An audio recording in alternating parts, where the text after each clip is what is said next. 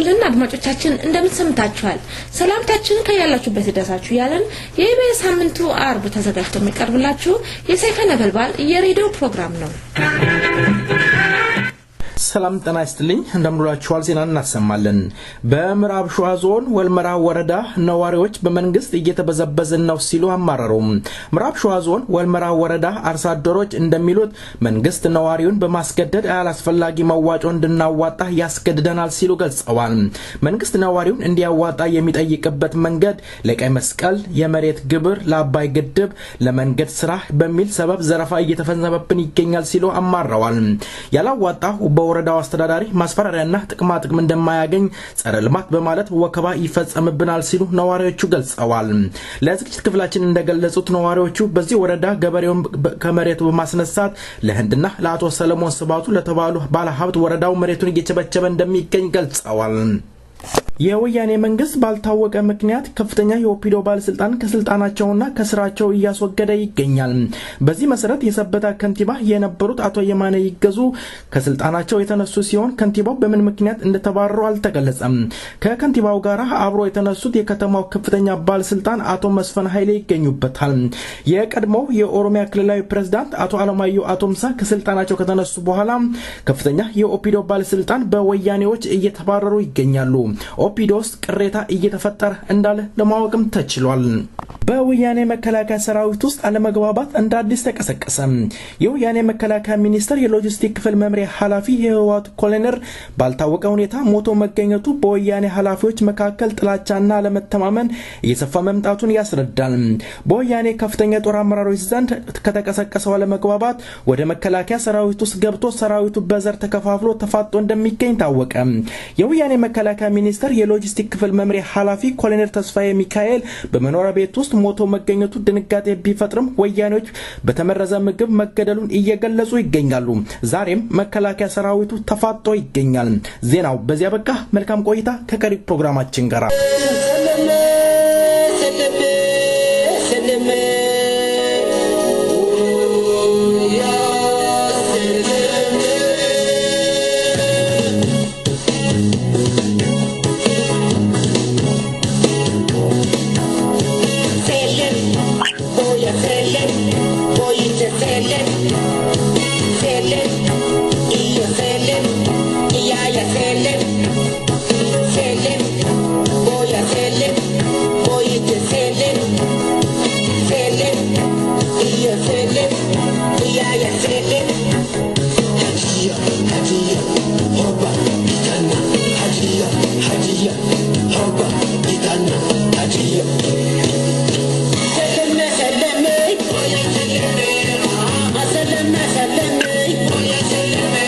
ሰላም ጤና ይስጥልኝ የተከበራችሁ አድማጮቻችን እንደምን ሰንብታችኋል እንደምን ስከርማችኋል ዛሬ የተከበራችሁ አድማጮቻችን እጅግ ጥቁር እንግዳ የተከበሩ እንግዳ አለኝ እንግዳ ፕሮፌሰር በየነ ጴጥሮስ የአዲስ አበባ ዩኒቨርሲቲ ሌክቸረር ናቸው ፕሮፌሰር በየነ ጴጥሮስ ወደ አሜሪካ ጎራ ብለዋል ምን ነገር ጣላቸው ከፕሮፌሰር በየነ ጴጥሮስ ጋር የምናደርገውን ውይይት እንድትዳድምጡ እጋብዛለሁ መልካም ቆይታ ሰለሜ አየር ላይ ይውላል ከሙዚቃው በኋላ እንግዳዬን ይቀርባለሁ መልካም ቆይታ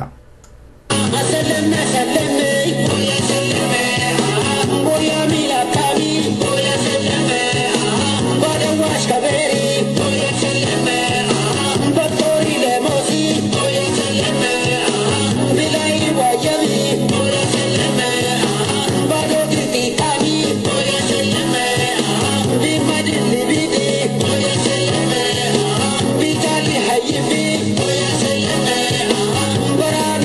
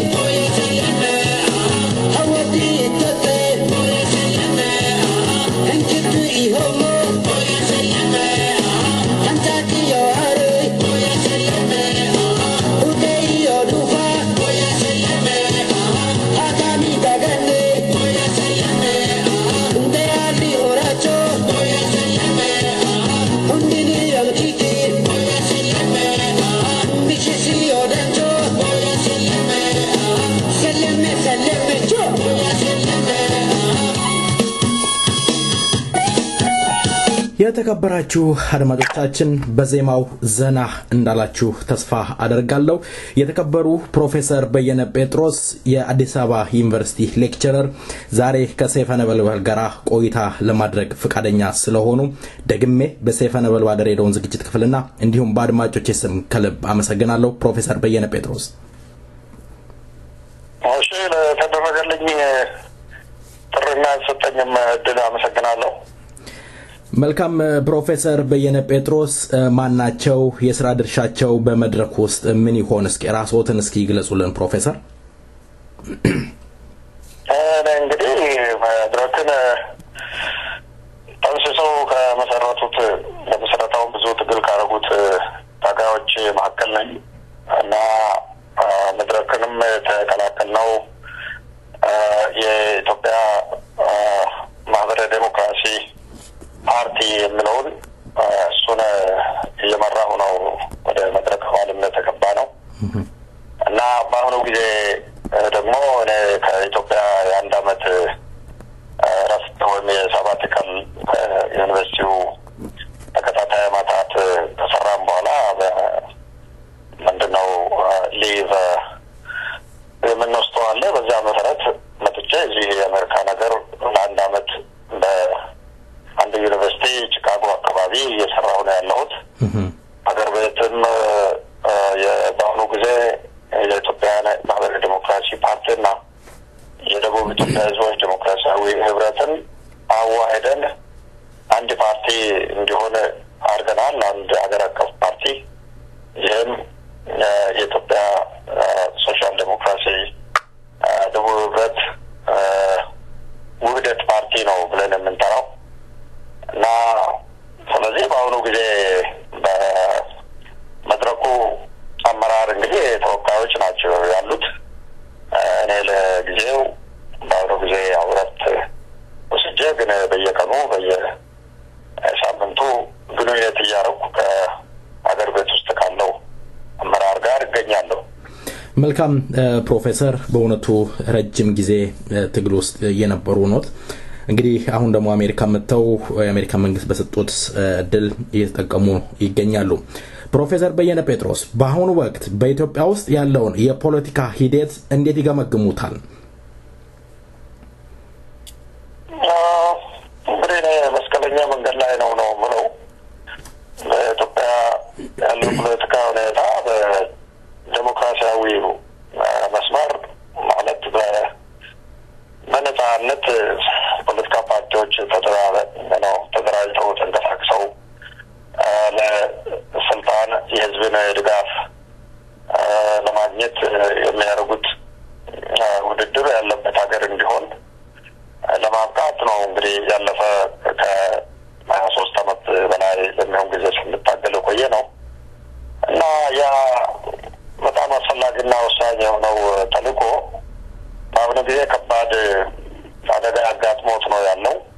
በተለይም ከ4 አመት በፊት ከተካሄደው ሀገር አቀፍ ምርጫ ወዲህ ኢህአዴግ ሁሉንም ዘግቶ 99.6 አሸነፍኩ ባለበትና ከዚያም በኋላ ይሄ ለሀገራችን ጤነኛ አይደለም እና የፖለቲካውን ምህዳር ጨርሶ በአንድ ፓርቲ ቁጥጥር ስር አስገብቶ የዲሞክራሲን ጭላንጭል የሚያጠፋ ስለሆነ ቁጭ ብለን ተደራድረን የምርጫውን መድረክ ሁሉም ብቃት ያላቸው ፓርቲዎች የምርጫው የሚወዳደሩበት ሁኔታ እንዲፈጠር ኢህአዴግም መንግስቱም ተቃዋሚ ፓርቲዎችም በተለይ መድረክ ጋር ሊወያይና ሊደራደር ይገባል የሚለውን ትግል ይዘን ነው የቆየ ነው።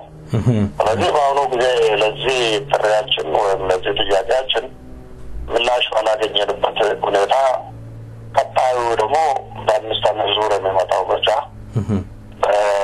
በፊታችን አለ። በአንድ አመት ጥቂት ወራት በኋላ ማለት ነው እና እንግዲህ ይህንን ተደራድረን የተደላደለ ወይም አመቺ ሁኔታ ተፈጥሮ ተቃዋሚ ፖለቲካ ፓርቲዎችም ወደ ምርጫው መድረክ መግባት የማይችሉ ከሆነ ያው አምባገነንነት ፓርቲ ፍጹማዊ አገዛዝ በሀገራችን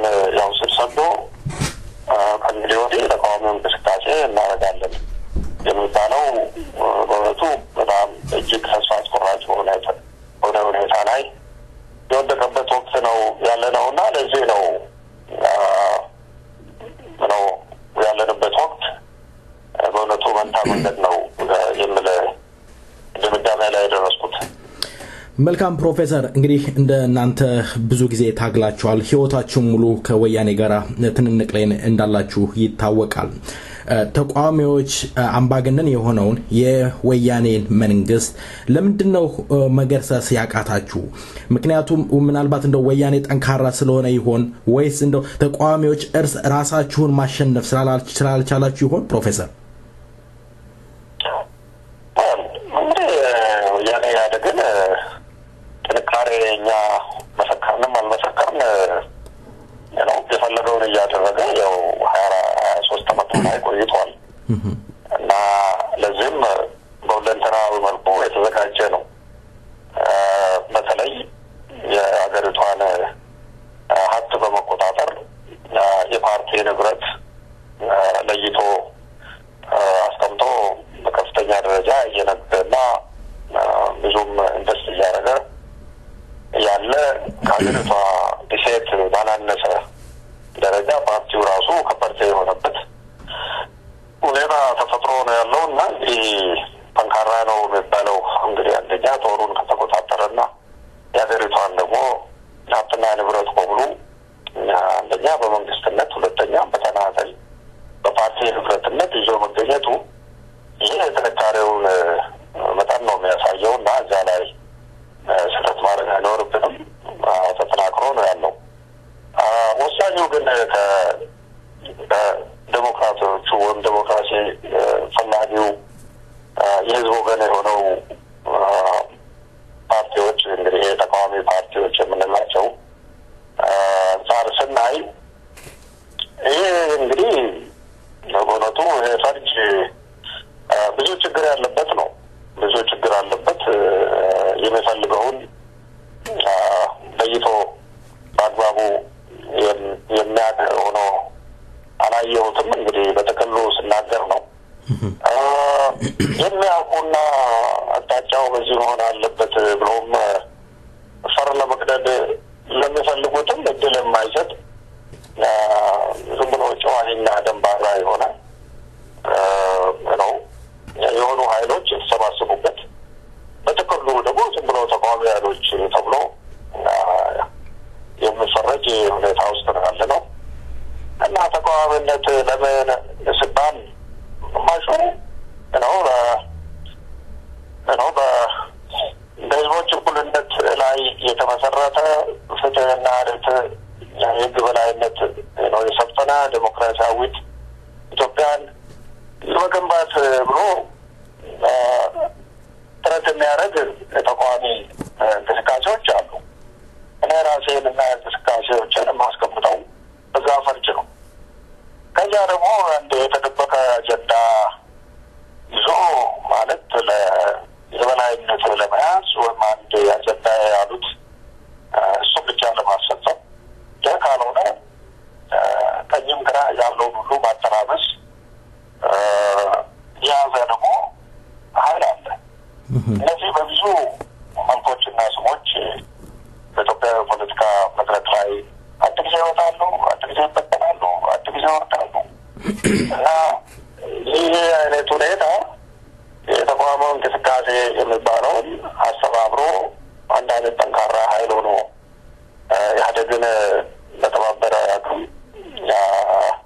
ለመፋለም ወይም ቻሌንጅ ለማድረግ አላበቃም ስለዚህ እንግዲህ ከአቅማቸው በላይ የሚያስቡ የማይሆን ነገር እንደው ሰማይ ላውርድ የሚሉ አይነት አጀንዳ ይዘው የሚመጡ ቡድኖች ሁሉ ግማሹም የኢህአዴግ ሰራሽ ናቸው ሌሎችም የሚታሙ ናቸው ኢህአዴግ እጅ ያለባቸው ይመስሉ ግን በአደባባይ ያዙኝ ልቀቁ የሚሉ ድምጻቸውን በጣም ነው አጉልተው ካለኛ በስተቀር ላሳር የሚሉ አይነቶች ያሉበት ሁኔታ ውስጥ ስለሆነ የተቃውሞ ሁኔታን ማስተባበር አልተቻለም ይሄ ነው ትልቁ ድክመቱ መልካም ፕሮፌሰር እንግዲህ እንደሚታወቀው ከመድረክ ከአንድነት ጋራ የነበረውን ግንኙነት ወይም ፍቺ አካሂዷል የአንድነት ፓርቲ ሊቀመንበር ሲናገሩ መድረክ እኛን ብሔራዊ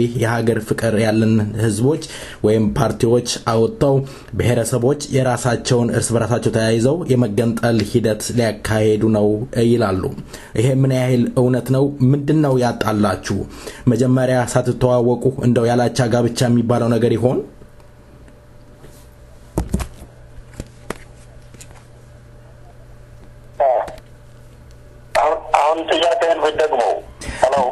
መልካም ፕሮፌሰር ልድገምሎት ጥያቄውን መድረክ ከአንድነት ፓርቲ ጋራ ያለውን ግንኙነት አቁሟል ወይም ፍቺ ፈጽሟል። የአንድነት ፓርቲ መሪዎች እንደሚሉት ከሆነ መድረክ የብሔረሰቦችን ይዞ የመገንጠል አላማ እያራመደ ይገኛል ብለው የተለያየ ነገር እየተናገሩ ይገኛሉ። እንደውም ሊቀመንበሩ የሚናገሩት መድረክ መገንጠል አላማ ይዞ የሚራመድ ነው ይላሉ። ምናልባት እናንተ ይሄንን ያራመዳችሁ ትገኛላችሁ? ለምንስ ነው ከአንድነት ጋር ልትለያዩበት ያቻላችሁበት? ያላቻ ጋብቻ የሚባል ነገር ይሆን? በመሰረቱ መጀመሪያ ሐቁን የሆነውን ነገር አስቀምጠን እንለፍ። አንድነት የመድረክና የሕግና ደንብ ፈርሞ የተቀበለውን አላከብር ብሎ ደግሞም ተስማማበትን የፖለቲካ ፕሮግራም ነው ቅደም ተከተል አስይዘን ማስፈጸም የምናደርገውን እንቅስቃሴ ችግር ላይ እየጣለ ዝም ብሎ ስርዓት አልበኛ የሆነ ይሁኝ ከመድረክም በላይ ሆኖ ለመታየት የሚፈልገው በጣም ስርዓት አልበኛ የሆነ አካሄዱ ከዛ እንዲመለስ ብዙ ጊዜ ሙከራ ተደርጎ ተመክሮ በጠቅላላ ጉባኤው እንደዚሁም በስራ አመራሩም ተደጋጋሚ ማስጠንቀቂያዎች ተሰጥተውት ከዚያ ሊመለስና ሊስተካከል ስላለ እገዳ ነው የተደረገበት የተጣለበት። ታግደዋል ነው እንጂ ጨርሶ ተፋተናል የሚል በውሳኔው ላይ ነው ያልታየ ነው። አሁንም አደም ገዝተው አቅማቸውን አውቀው የሚበጀውን ድሮ መድረክ የተፈጠረው እያንዳንዱ ፓርቲ በተናጠል የሚያደርገው እንቅስቃሴ ለድል አያበቃም። ስለዚህ አቅማችን በሙሉ አሰባስበን እንደ አንድ ሆነን በታክቲካዊ አጀንዳዎች በምንስማማባቸው አጀንዳዎች በመሰረቱ የዲሞክራሲ የገበናዊነት እና በኢትዮጵያ ማዕቀፍ ስር የምናደርጋቸውን እንቅስቃሴ አብረን እናካሂድ ያለው ዝርዝር ፖለቲካ አጀንዳ ውስጥ አንግባ፣ እነዚህን እናቆያቸው ለምለው ነው። ይህንን እንግዲህ ሁሉም አባል ድርጅት ፈርሞ ተቀብሎት ፈረመበት ጉዳይ ነው። ስለዚህ ይህንን አደብ ገዝታችሁ መንቀሳቀስ አብራችሁ ነገር የምትፈልጉ ከሆነ አሳውቁን፣ ያንን ማታደርጉ ከሆነ ታግዳችኋል ነው የተባሉት። ከዛ ውጭ ወጥተው የብሔር ድርጅቶችን ብቻ እነሱ ብሔርም አይደሉም የጎሳ ድርጅቶችን ነው የሚሉት ድርጅቶችን ብቻ ሰብስበው የመገንጠል አጀንዳ ይዞ ነው እንቀሳቀሱት የሚል ነው ፕሮፓጋንዳ። እንግዲህ የሚነዛ ከነሱ ካምፕ አዳምታችሁ ከሆነ ይሄ የብልግና አካሄድ ነው። የዚህ አይነት ነገር አንደኛ በመድረክ ፕሮግራሙም ውስጥ የለም። የመድረክ አባላት የሆኑ ድርጅቶችም አጀንዳቸውም አይደለም። በእያንዳንዱ ድርጅትም ፕሮግራምም ውስጥ የዚህ አይነት አቋምና ስሜትም አይታይም፣ አይንጸባረቅም።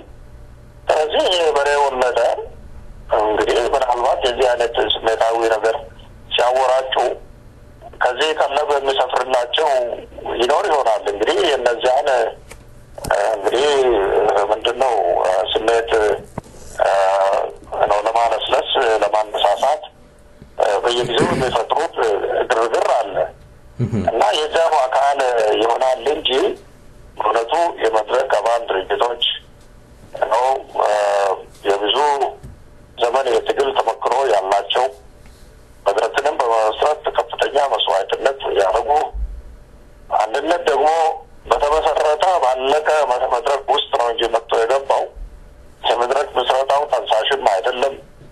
ኦኬ ያንን ሁሉ ያደረግነውን ድርድር የቀረጽነውን የነደፍነውን ወደ 65 ገጽ የሆነ ፖለቲካ ፕሮግራም ከዚያ መስሪያ ደንቦችን ሁሉ ያንን ለተቀን ስንተነተን ስንሰራ ሁሉ በሂደቱ ያልነበረ እንደው የተጠናክሮ ሊወጡ ነው።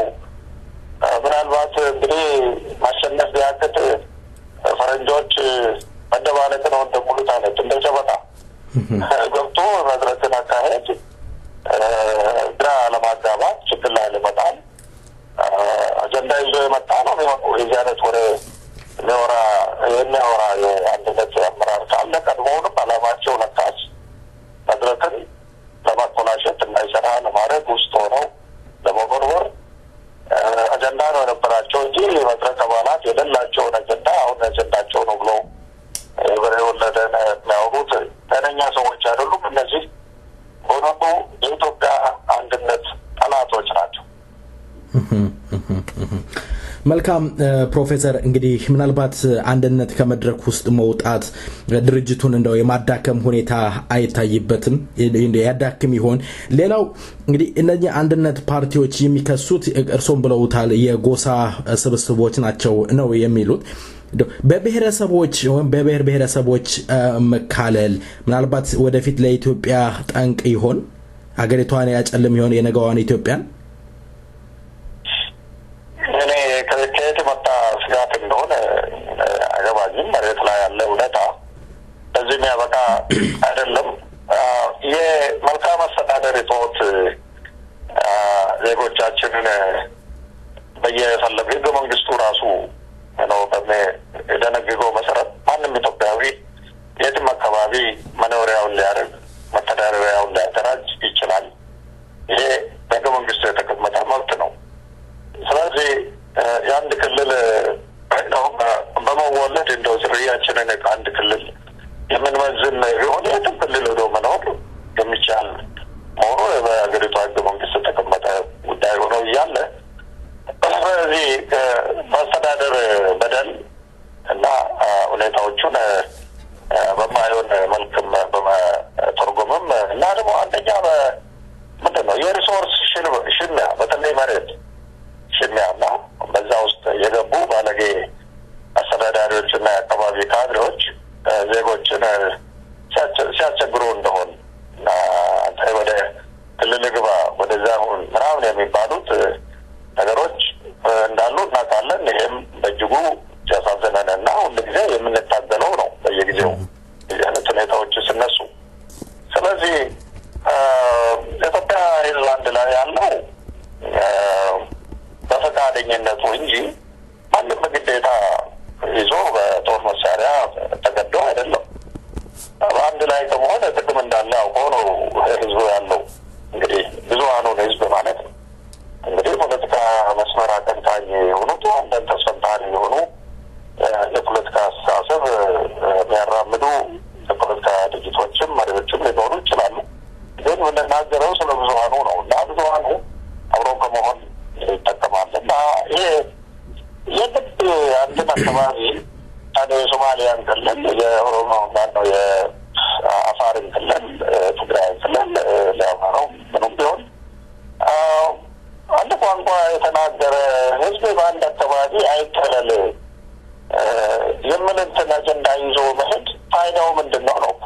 ምንድነው አሁን የተደረገው? ቤዚክሊ እኔ ራሴ ሽግግር መንግስት ውስጥ በነበርኩ ሽግግር ፓርላማ ውስጥ በነበርኩ ጊዜ የተጀመረ ያከላለለ ስልት ነው። ከዛ የወጣው የደቡቡ ነው። የደቡቡ 5 ክልሎች የነበሩትን ተውሳኔው በሽግግሩ ወቅት ከነበረው የኢትዮጵያን የማካለል አዋጅ ነበረ። ያንን ጥሰው በአንድ ብጣሽ ቀላጤ 5 ክልሎች ሐዋሳን ማዕከል አድርጋችሁ አንድ ክልል ሆናችኋል የተባለውና ከፍተኛ በደል የደረሰበት የደቡቡ ህዝብ ነው። እንግዲህ ሁኔታውን እንግዲህ ገብተን እንናገር ከተባለ ያም አካባቢ ደግሞ አንድ ቋንቋ ህዝብ አይደለም፣ ወደ 60 የሚጠጉ ቋንቋዎች ያሉበት ነው። እነዚህ 5 ክልሎች ያላቸው ብዙ ቋንቋ ተናጋሪዎች ተመሳጥረው ያሉበት ነው እና በታሪኩም ወደኋላ ሄደን ብናይ ምን እንግዲህ አሁን ክልል ተባለ ተባለ እንጂ ድሮ ክፍለ ሀገር ጠቅላይ ግዛት እየተባለ እንደው የአማራው ክልል ምን ጎጃም አማራ አይደለም፣ ወሎ አማራ ክልል አይደለም፣ ጎንደር አማራ ክልል አይደለም። እነዚህም የአሁኑ አስተዳደር አንድ ላይ አድርጎ ማስተዳደር የሚለካሄድ ነው የተጠቀመው እና አዲስ የተፈጠረ ነገር አይደለም። ጎጃም አዲስ ነው የተፈጠረው፣ ኦሮሞ አዲስ ነው የተፈጠረው፣ ድሮኑ ያለ አይደለም። ስለዚህ በእውነቱ እንደው ሌላ አጀንዳ ህዝቦችን እንደው ማንነት ያለ ለማክበርና ላለማወቅ የሚደረግ ከዚህ በፊት የሱዳኑ ስርዓት ነው ይገፋው የነበረውን ሁሉም ነገር አንድ ቋንቋ አንድ ባህል የሚባለው ሁሉም ወደዛው ወደ ተይው ነው ስርዓት ባህልና ቋንቋና ሌላ ነገር ነው ካልመለስን የሚል የተደበቀ አጀንዳና ፍላጎት ካላቸው በስተቀር ይሄ አሁን ክልሎች በብሔር ብሔረሰብ ከሞላ ጎደል ተከለሉ ምን የሚባለው እንደው ትልቅ የኢትዮጵያ አንድነት ጠላት ነው ብሎ ነጋሰባ እንደው ስራ ፈተው ስትንብረት ስትግዜ በዚህ ነገር ላይ የሚያባክኑ ሰዎች እንግዲህ የግንዛቤ ችግር የላቸውም እንዳንል ያው ትልቅ ተማርን የብሩ ምሁራን ዶክተር የሚባሉ ሁሉ ናቸው ለጥቅም ስባዝኑ ምናለው እና ምንም አደጋው አይታየኝም። መሻሻል ያለባቸው ነገሮች በእርጋታ መሻሻል ይቻላል።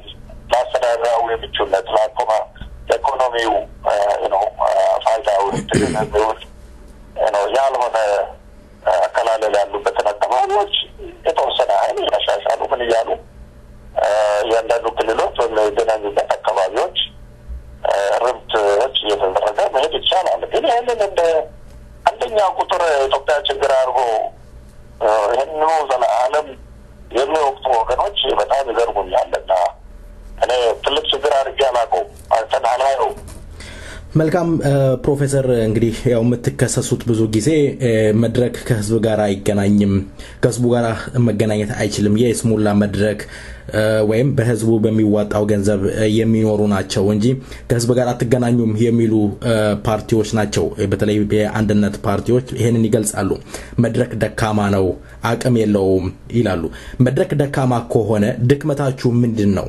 ጥንካሬያችሁስ ምንድነው? ፕሮፌሰር ደካማ ከሆናችሁ አንድነት ፓርቲን መክሰስ ምን አስፈለገ?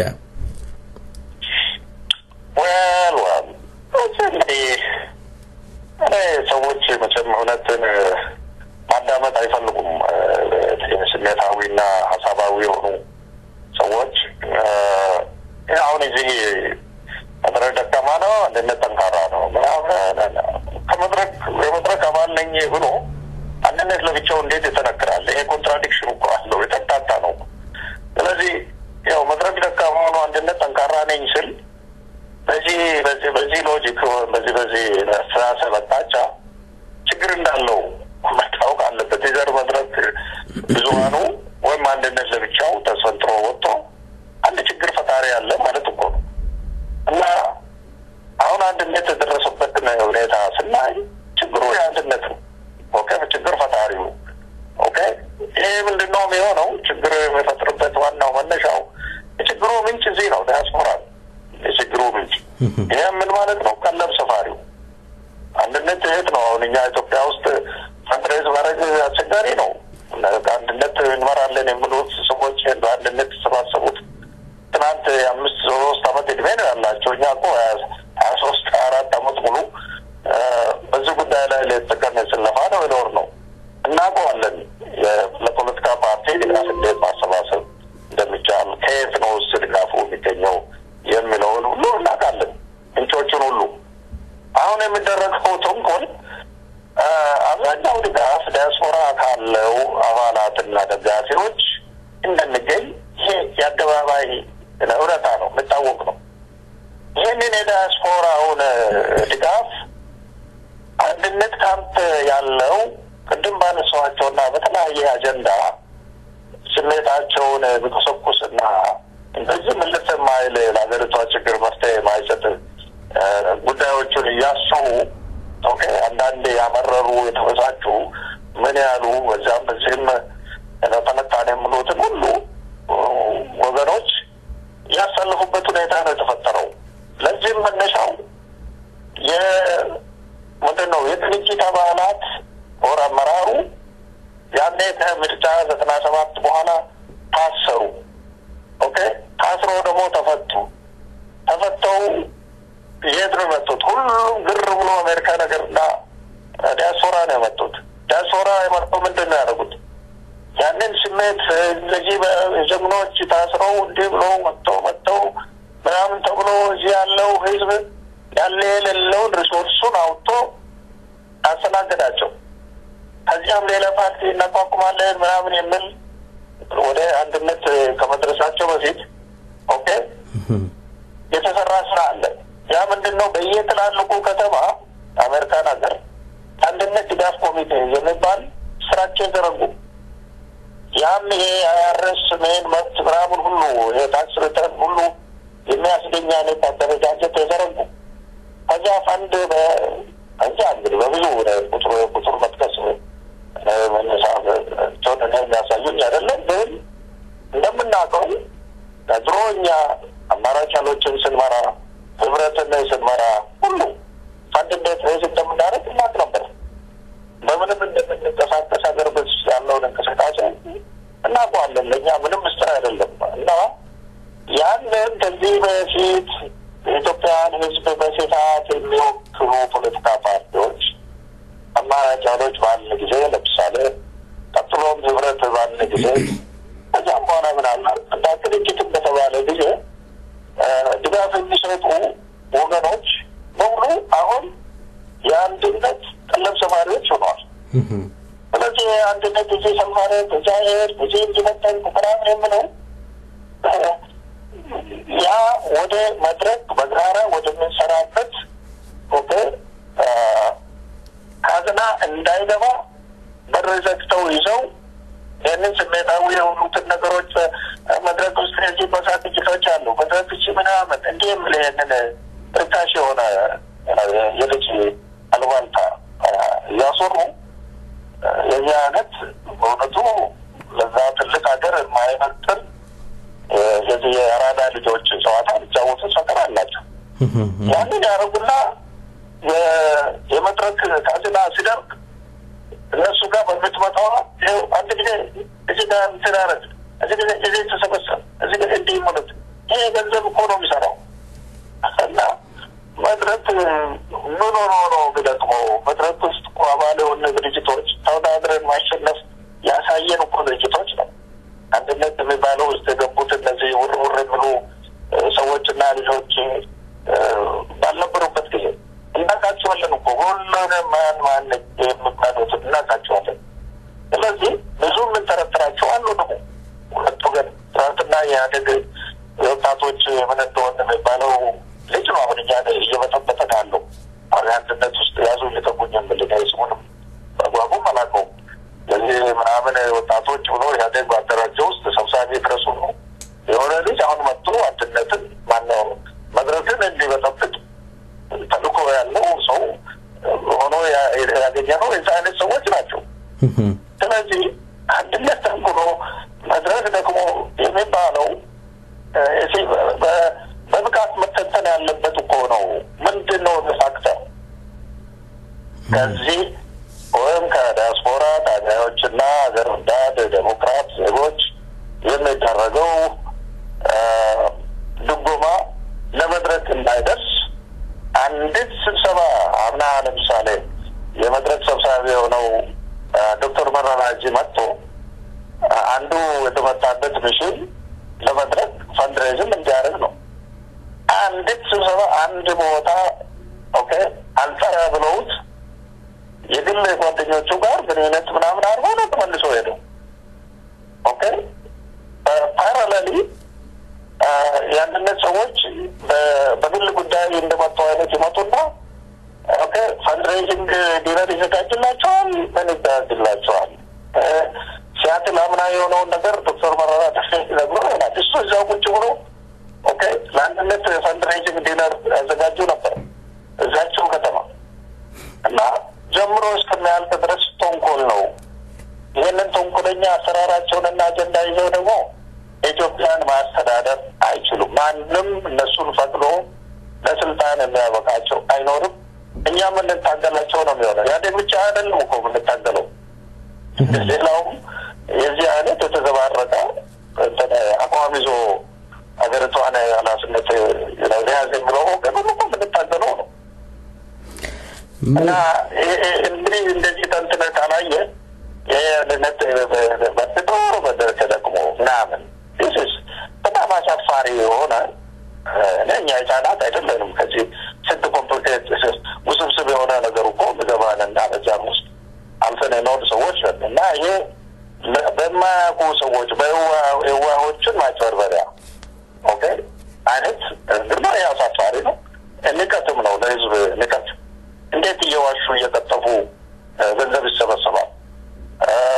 ዜጎቻችን እዚህ እኮ በጉልበትም በምንም ነው በቀን 2 ስራ 3 ስራ ሰርተው ለፍተው ያገኙትን ሪሶርስ ነው እዛን ወስደው እንደዚህ ይቀልዱበት። ሌላው ደግሞ ነገ የደረሰኝን መረጃ ነው የምናገረው። እኛ ባለፈ 4 ዓመት ፖለቲካ ተቃውሞ እንቅስቃሴ ሆነን አንድ ቀን ለመኪናችን ቤንዚን 50 ብር ድርጅታችን ይሁን ብለን አናውቅም። አሁን የምንሰማው የአንድነት ስራ አስፈጻሚ ኮሚቴ አባላት በሙሉ ፔሮል ላይ ናቸው ነው የሚባለው። ፕሮፌሽናል ፖለቲከኞቹ ነው ተብሎ የዚህ የዲያስፖራው ምክር ነው ነው የሚባለው። ደሞዝተኛ ነው አሉ እና ደሞዛቸውን መጠን ደግሞ በኢትዮጵያ ደረጃ ለመናገርም ትንሽ ነው የሚያስደምም ነው። ስለዚህ ይህንን ወደዚያ ወደ ተቀጣሪ ፖለቲከኛነት ያሸጋገሩትን ሰዎች እኛ በህዝባዊ ዓላማ ለማራመድ በግላችን ጥረት ነው ከምናደርገው ጋር ማገናኘት ራሱ ተገቢም አይደለም። መልካም ፕሮፌሰር፣ በእውነቱ የሚገርም ነገር ነው እየነገሩን ያሉት። እንግዲህ ፕሮፌሰር መጪው ምርጫ ይካሄዳል። እናንተ መድረክን ወክላችሁ እንደምትንቀሳቀሱ ይታወቃል። እንግዲህ ምን ያህል ዝግጁ ናችሁ ለመጪው ምርጫ ፕሮፌሰር? መጪው ምርጫ ሁለት ነገር ነው የሚወሰነው። አንደኛው ከኢህአዴግ ጋር ኦልሬዲ እንደራደር ብለን ያስቀመጥናቸው የፖለቲካ ምህዳሩን ለምርጫው እንቅስቃሴ እንደሚያመች ይደላደል የምለውን ቁጭ ብለን እንደራደር እናገር ብለን ያስቀመጥነው ነጥቦቹን ዘርዝረን አስቀምጠን ያንን ወደ ድርድር ልናመጣቸው ነው። በሀገር ውስጥ በምናደርጋቸው እንቅስቃሴም በዲፕሎማቲክ ሎቢም በምንም ጥረት እያደረግን ነው እና ይሄ ተሳክቶ መገኘት ይኖርበታል። እንዳለፈው በፈረንጆች 2010 በእኛ ደግሞ ምንድነው በ2002 እንደሆነው አይነት ምርጫ ተብዬ ኦኬ ይሄ 99.6 አሸንፈናል ብሎ ኢህአዴግ በር ዘግቶ ኦኬ ጨርሶ ነው እኛ ወደ 450 በላይ ነው ካወዳደርነው ውስጥ ሁላችሁ ወጥታችኋል ብሎ ቀልድ ይሄንን የሚያደርግበት ሁኔታ ኦብጀክቲቭሊ መኖሩን እያየን ምርጫ ብሎ ነገር ማይታየን ነው። አንድ ሁለተኛው የሪሶርስ ጉዳይ ነው። እንግዲህ ምን ያህል ተዘጋጅታችኋል አልከኝ ነው። አንደኛው እንግዲህ መጀመሪያው ስቴትመንት ምርጫውን ምህዳር ለማደላደል የምናደርገው ትግል ውጤት ላይ የሚወሰን ነው። ኦኬ ምን ያህል እንድትሳካለን። ሁለተኛው ምን ያህል ሪሶርስ ነው ከባህላችን እና ከህዝባችን ሀገር ውስጥም ውጭም ካለው ማሰባሰብ ችለን ሀገር ቤት ውስጥ ከጽንፍ ኦኬ ተወዳዳሪዎቻችንን አሰልፈን ለመወዳደር እንበቃለን የምን እንግዲህ ስጋት አለን። የሪሶርስ ነው ህዝባችን ደሃ ነው። ሁለተኛ ኢህአዴግ ስርዓት ጨምድዶ ይዞ እያንዳንዱ ከማጋር ነው የሚለው ለማነው ድጋፍ የሚሰጠው ምንድነው? አንዳንድ ሀብት ያላቸው በፖለቲካ መስመር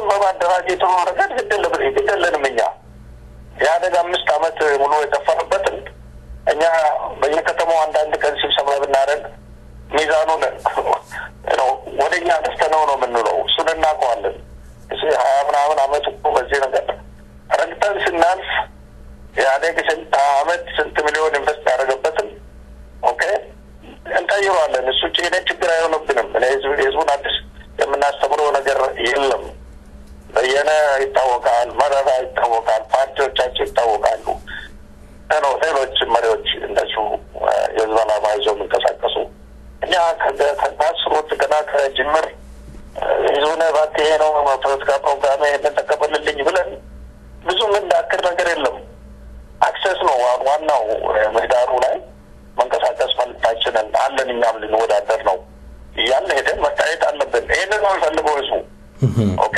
እና ይሄን ለማድረግ አንደኛ ያቅም ውስንነት እሱ ቻሌንጅ ያደርገናል ሁለተኛ ደግሞ ያደገ ይሄንን ተንቀሳቅሶ ህዝብ ጋር ለመገናኘት የምናደርገው ጥረት ያከሸፈ አደጋ ላይ የጣለብን ስለሆነ ያንን ምን አይል እንቀርፈዋለን የምንል እንደዚህ ሁለት ጉዳዮች ናቸው እንግዲህ ያሳስቡኝ መልካም ፕሮፌሰር በየነ ጴጥሮስ እንግዲህ የመጨረሻ ጥያቄ አደርጋለሁኝ ለፕሮፌሰር በየነ ጴጥሮስ ጀግና ምን አይነት ሰው ነው በመጨረሻ ሊያስተላልፉት የሚፈልጉት መልእክት ካለ እድሉ ልስጦት እኛ እንግዲህ ይሁኝ ማለት ድራማ በመስራት መታሰር በመፈታት በመን ጀግንነት ነው ከሚያምራቸው ወደ ወገን አይደለም ብዙ ጊዜ ደጋግሞ በየነ ለምንድን ነው ማትታሰረው ሌላ እየታሰረ ምንም ይላሉ ለዚህ ሁሉ ምንድነው ተንኮለኛ ጥያቄዎች ሄድና ያደጉን ጠይቁ ያደግ በራሱ ነው ምክንያት ነው ሰው እንዲያስረው ሌላውንም ይፈታው ብሎ ነው እኔ በእውነቱ ባጭሩ ጀግና ማለት የህዝብ ሰው ሆኖ መገኘት ነው ጀግንነት ለኔ የህዝብ ሰው ማለት ሚዛናዊ የሆነ በስሜት የሚነዳ ሳይሆን ነው ህዝብን እያዳመጠ ህዝብ ልታገል የሚችልበትን አቅም እየመዘነ የሚያንቀሳቀስ በኢትዮጵያ ጉዳይ ላይ ጸንቶ የቆመ ካልባልታና ከግርግር ከስሜታዊነት ውጭ ለውጤት ሳይታክት የሚሰራ ባለው በኢትዮጵያ ኮንቴክስት ይሄ ጀግና ነው አያቶቻችን ደግሞ ጀግና ሆነው ያለን ሳለፉበት በየጦሩ ነው በየምኑ አለ አይነሱ ጊዜ ነው ያሁኑ ጀግንነት ብዙ እንትን የሚጠይቅ ነው ስኪልን የሚጠይቅ ነው የዘመኑ ፖለቲካ በዘመኑ ስልት መያዝ ያለበት ነው እና ይሄንን ዝም ብሎ ባካት ይዘራል ገሌ ጀግና ገሌ እንትን የሚባሉትን ነገሮች እንግዲህ በጥንቃቄ መመርመር ይኖርብናል እንደው የመጨረሻ ጥያቄ ብዬ ነበር ፕሮፌሰር እንደው በዚህ በተለይ በዲያስፖራው አካባቢ ፖለቲከኞችም መነጋገሪያ የሆነ ጉዳይ ነበር እንደው ይሄንን እንደው ላነሳሎት ስለወደድኩ ነው የሚኒሊክ ወደ ተለያዩ ኦሮሚያ ክልሎች ወደ ደቡብ ዘልቆ በርካታ ጭፍጨፋዎች እንዳካሄደ ይታወቃል በኦሮሚያ አካባቢ ደግሞ እጅ ጡት የያዘ አኑሌ ተሰርቷል ሐውልት ተሰርቷል የሚሉት አንድነት ጠባቂ ነን የሚሉት ህዝቦች ወይም ፓርቲዎች በትክክል ይሄ ነገር አልተፈጸመም ፖለቲከኞች የሚዋሹት ውሸት ነው ይላሉ እንደ በየነ ጴጥሮስ እንደ ፕሮፌሰር በየነ ጴጥሮስ እንደ ምሁርነቶ በፖለቲካ ውስጥ ረጅም ጊዜ ያሳለፉ ሰው ኖት እንደው ሚኒሊክ ዘምቶ በዚህ ህዝብ ላይ የፈጸመው በደል ይኖር ይሆን እውነት ይሆን ፕሮፌሰር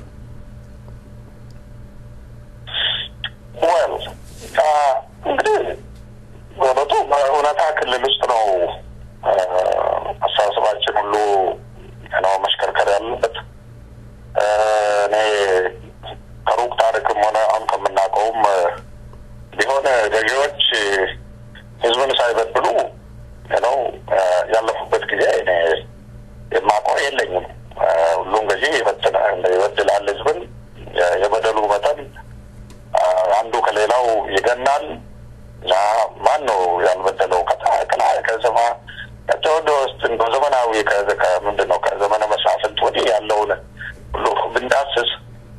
ላይ በደላ ፈጸመ ያመነ ቴዎድሮስን እንግዲህ አይደለም የታሪክ ሁኔታዎች የምናውቃቸው ኮንቴንቶች አሉ አፄ ዮሐንስንም እናውቃቸው እንትኖች አሉ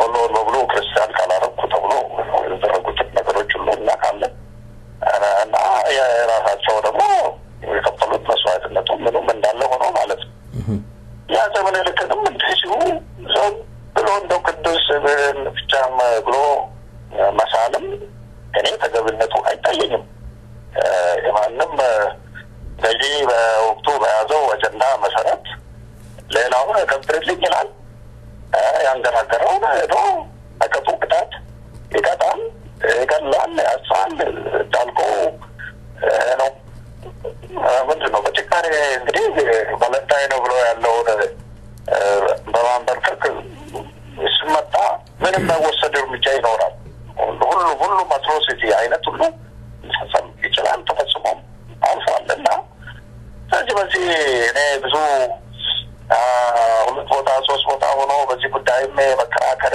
ምን ማረግ ነው የትብሎ የአሳሰብ ስፖርት ካልሆነ አንድ ተጨባጭ ላለበት ጊዜ ብዙ መስጊድ ነገር የለው እነዚህ የምክዱትም በረቱ በጣም አሳባዊ የሆነ ምንም ቅዱስ ነው ምንድን ነው እንደዚህ ኦኬ ታሪክ ሰራ በዓለም ታሪክ ነው ትልቅ አድዋን ጦርነት በወራት እንደዚህ ተባለ ይሄ ሀቅ ነው እና ያ የውጭ ኢምፔሪያሊስትን ምነው ጦር አስተባብሮ አሸንፎ መመለስ ኢትዮጵያን ደግሞ በሙሉ አስተባብሮ በፍቅር ገዝቷል ማለት አይደለም እና these are two separate things እና ከመተን አድዋ መልስ ምንድነው የሆነው ታሪክም ነው እንደሚያሳየው የመስዋዕት እርምጃ ነው መስዋዕቱ ወደ ሪሶርስ ወደ ያለበት ወደ ደቡቡ ምስራቁ ምዕራቡ ነው የተካሄደው እና በዛ ፕሮሰስ ግጭት አልነበረም ሁሉም ችግር ነው የተገዛው ወይም ጦርነት አልነበረም እንደባል የአቶቻችን እኮ አሁን በቅርብ ጊዜ ነው እኮ ያለፉ ያሉት ነው እኛም እኮ በእድሜያችን የዛን ወቅቱን ሁኔታዎች ከቅርብ አባቶቻቸው ከሰሙት ሁሉ እየሰማን እየተማመን ያለፍ ነው እና ያንን ሁኔታ ጨርሶ እንዳልነበረ ነው እንካደ በጣም ይሄን በእውነቱ ትክክለኛ ጤነኛ ያልሆነ አስተሳሰብ ነው የሚሆነው እና በደሎች ደርሷል አሁን የደረስንበት ኢትዮጵያ ነው ድንባር ታች ድረስ ሄዶ በምስራቁ በምዕራቡ እስከ ማካለል ድረስ ሄድ እንትኑ ማካሄዱ ዝም ብሎ አልጋ ባልጋ ህዝቡም ዝም ብሎ ተጥለጥ ብሎ ተቀብሎ ይሄ ከዚህ ምንድነው እኔ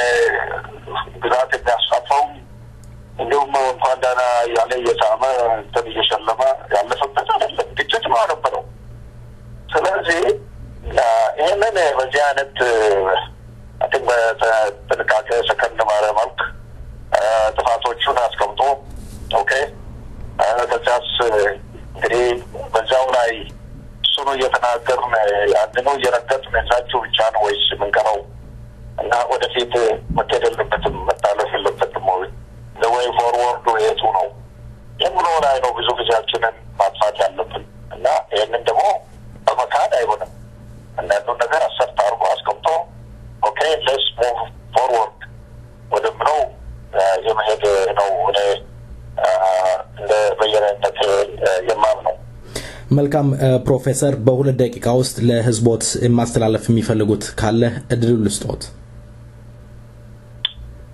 እንግዲህ በኢትዮጵያ ጉዳይ በጥንቃቄ መያዝ ያለበት ነው ሀገራችን ጉዳይ ብቃት ያላቸው ሀገሪቱ አስተማሪዎቻቸው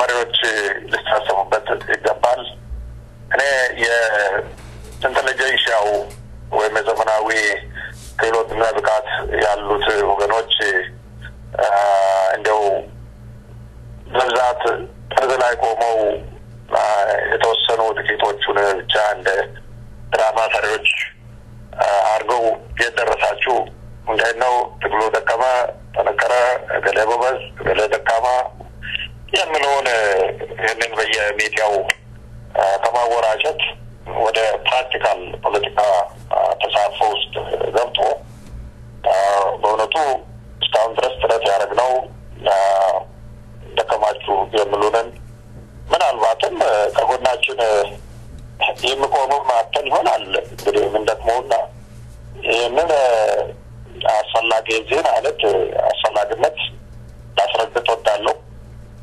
ዘመናዊ ፖለቲካ ያው በዘመናዊ ስልቱ ነው መካሄድ ያለበት። እኛ የኢህአዴግን ስርዓት ለማሸነፍ በተሻለ ዲሞክራሲያዊ ስርዓት ለመተካት በብቃት ተሽለን መገኘት አለብን እንጂ ዝም ብሎ እንደው በየጊዜው አስተያየት ከመስጠት የማያልፍ ከመተቸት ነው ከምሬት በብስጭት የማያልፍ ተሳትፎ ሊቀየር ይገባል እና ኢትዮጵያውያን ምሁሮቻችን በእውነቱ በፖለቲካው መድረክ ላይ በአመራሩ ላይ ተሳትፎ ማድረግ ይኖርባቸዋል። ዲቤቱ at the highest level, at the intellectual level ነው መሆን ያለበት እንጂ በስሜታዊ ደረጃ ይህንን በርስ ነው ጽንፍ የያዙትን ሀሳቦች ብቻ የሚያወራጩ በብቃትም ግንዛቤ የሌላቸው ተትቶ የመደረገው ጨዋታ ሀገሪቷን እና ህዝቦቿን ችግር ላይ የሚጥሉ ስለሆኑ ጥንቃቄ ያስፈልገዋል እና ህዝባችንም በእውነቱ ይህንኑ ሊረዳ ይገባል። ትዕግስተኛ ህዝብ ነው። ኦኬ ስለዚህ ከጥሬውን ከብስሉ ለይቶ ሊያውቅ ይገባል። ይሄ ሊታይ እያሉ በየጊዜው ጥቃቅን ነገሮች እያዙ የሚወስዱትን ማንነታቸውን በእውነቱ በአግባቡ ሊገነዘብ ይገባል እና መድረክ የመረጠው አካሄድ ለሀገሪቷ ሁነኛ አማራጭ ነው እና ያንን አቅጣጫ እያዳበሩ እያሻሻሉ ነው ትግሉን ወደፊት እንድንገፋ ህዝባችንና ነው ዜጋችን በሙሉ በያለበት ሀገር ውጭም ያለው በዚህ እንድንረባረብ ጥሬን ማስተላለፍ እፈልጋለሁ። ፕሮፌሰር በየነ ጴጥሮስ የአዲስ አበባ ዩኒቨርሲቲ ሌክቸረር በእውነቱ ከሰይፈ ነበልባል ሬዲዮን ጋራ ባደረጉት ቆይታ አድማጮች እንደሚደሰቱ ተስፋ አደርጋለሁ። እኔም ደግሜ በአድማጮቼ ስም ከልብ አመሰግናለሁ። እግዚአብሔር ይስጥልን። ሁሉን ነገር እንዲሳካላችሁ ምኞታችን ነው። አመሰግናለሁ ፕሮፌሰር። እሺ እንግዲህ ሁላችንም በዚህ ጉዳይ ላይ ነን እና የበየነና የጥቂቶች ብቻ ሆኖ እናንተም እዚህ አዳማጮችም ሆኑ የፕሮግራሙም አቀናባሪዎች ጋር የምትሆኑበት ምክንያት ስለማይኖር ወደ ድሉ የሚያቃርበን የሁላችንም ተሳትፎ እንደሆነም እንድትገነዘቡልኝ እፈልጋለሁ። አመሰግናለሁ። እግዚአብሔር ይስጥልኝ። ስንሰነባበት ሀዲያ በዚህ ዜማ ይሆናል። ሰላም ይሁንልኝ ፕሮፌሰር። ኦኬ አመሰግናለሁ። ከርሰለት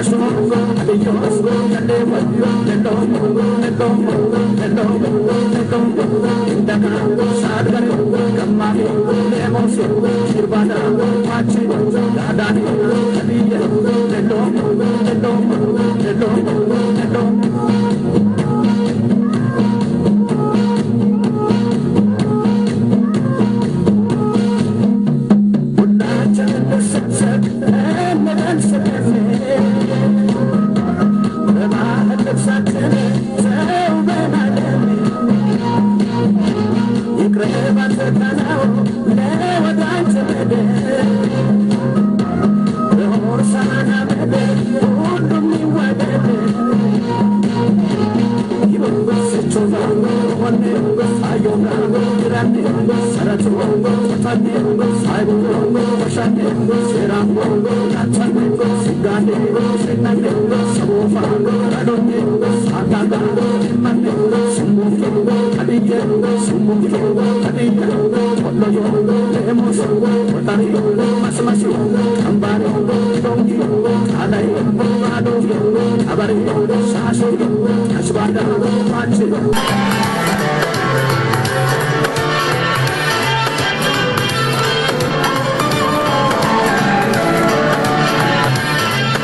የተከበራችሁ አድማጮቻችን እንደምን አደራችሁ እንደምን ዋላችሁ ብለን የጀመርነው ፕሮግራም ደህና ሁኑ ብለን ልንሰናበት ነው።